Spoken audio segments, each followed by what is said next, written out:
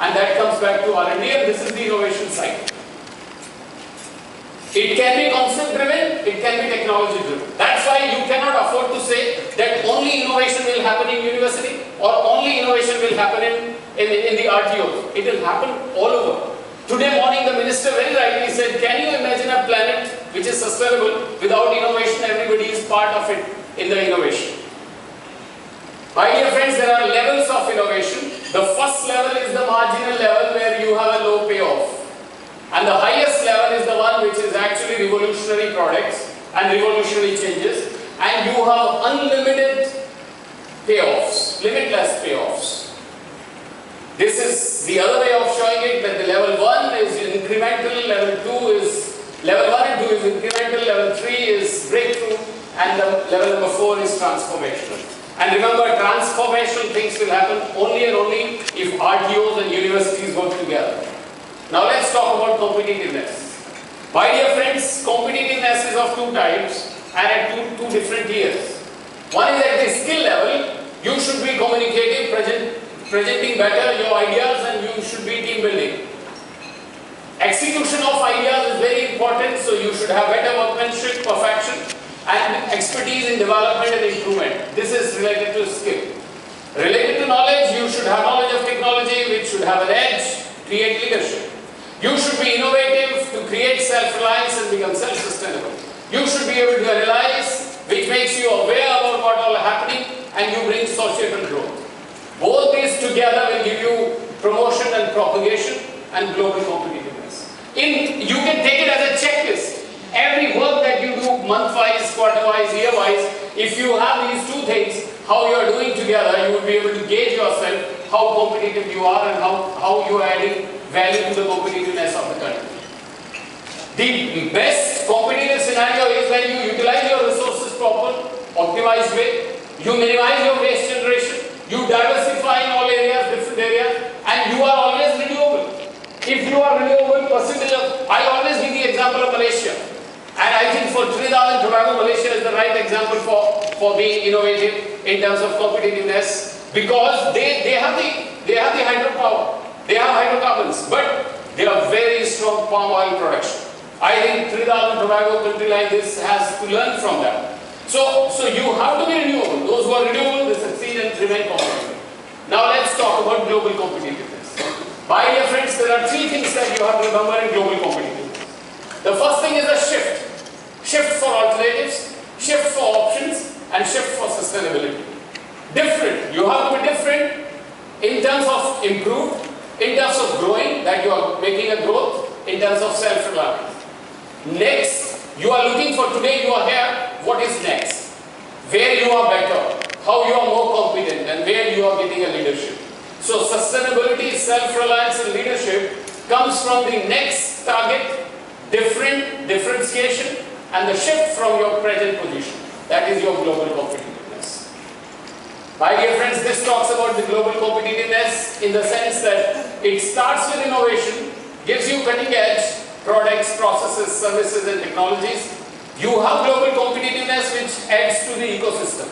And I told in the morning, ecosystem is the one which is dependent on the society.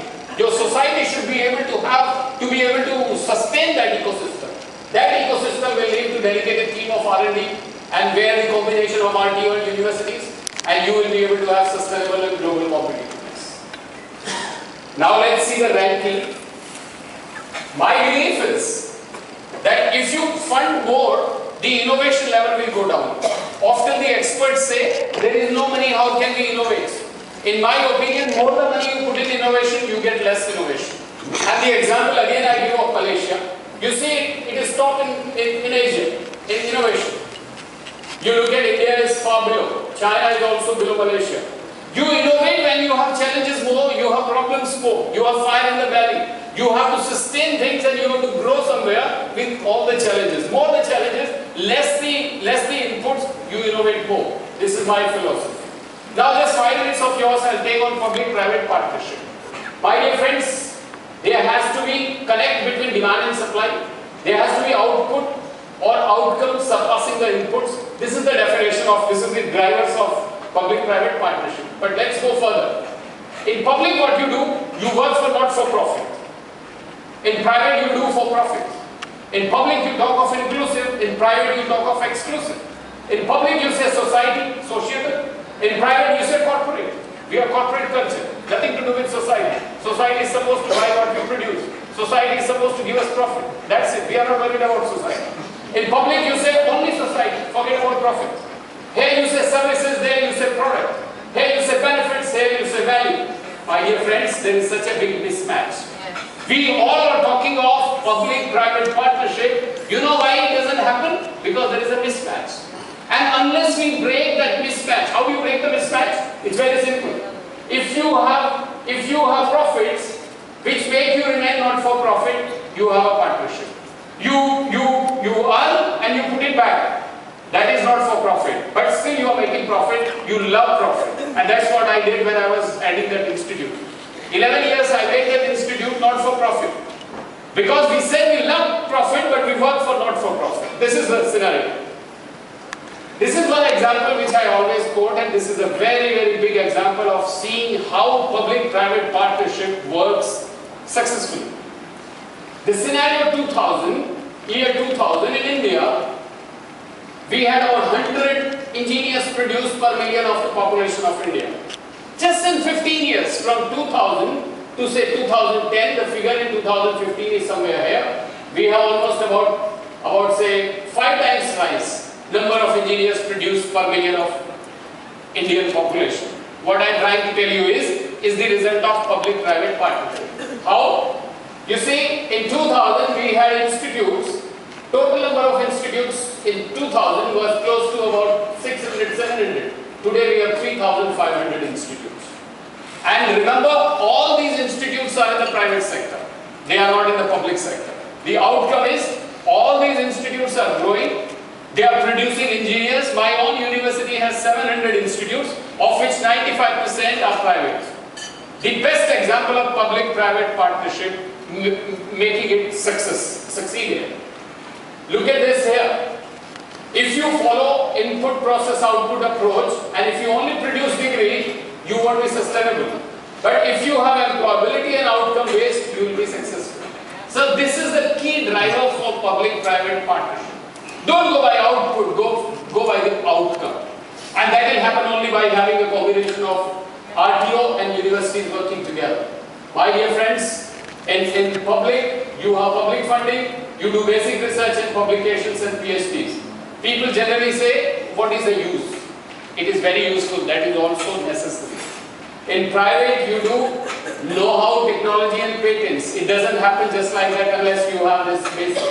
So again in PPP, it will happen if you have a combination of the two, and that has to become your driver. And where it will get the energy from? It will get the energy from the challenges of the society.